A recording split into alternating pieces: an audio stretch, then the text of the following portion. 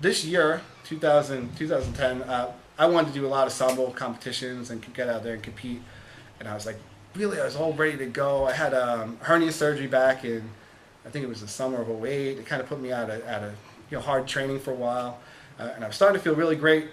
First week of January, I tore part of my shoulder. I had 2 strains. I had to go to physical therapy, but they gave me Vicodin prescribed, and I'm there popping Vicodin. I can't train, and I'm drinking coffee, and I'm like, what do I really want to do? What am I good at? And I saw a quote. It said, "Find what you love to do, get really good at it, and someone will pay you for it." And I don't know why, but I'm like, what? It made me think, what do I really want to do? Forget about getting paid. I really don't care about money. But what do I really want to do? What do I really enjoy doing?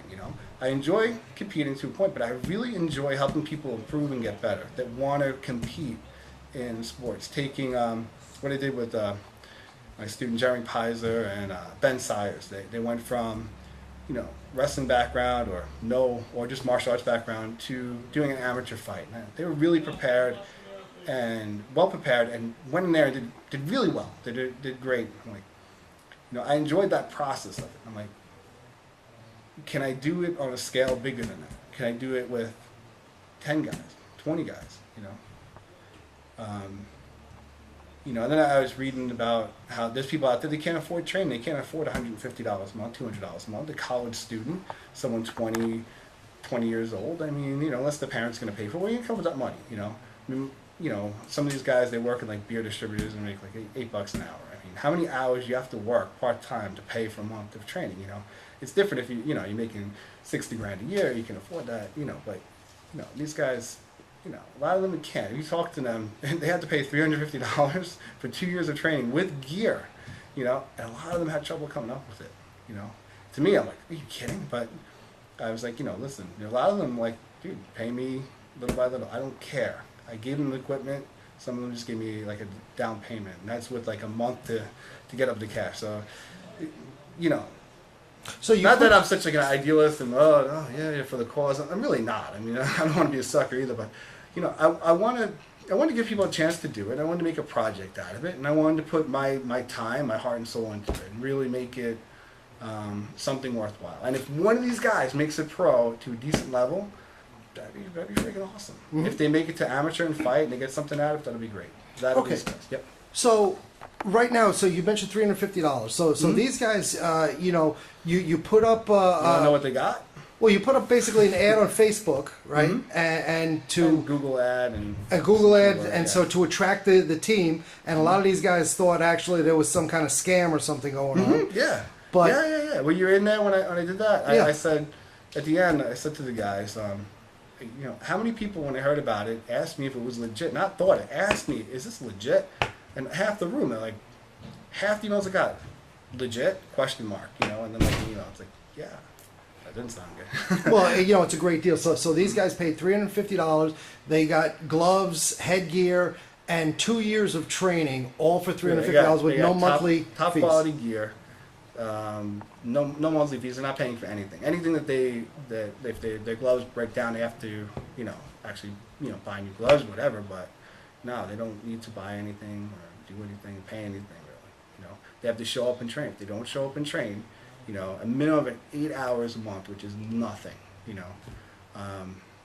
then they're cut from the team. They have to do it, But you're not looking to cut people from the team. In other words, these 20 people, if they can all compete, you'd like to see every single one of these guys compete. Right. If I wanted to cut people from the team, I would say you have to show up 8 hours a week. I don't want to cut people. I don't want to replace them.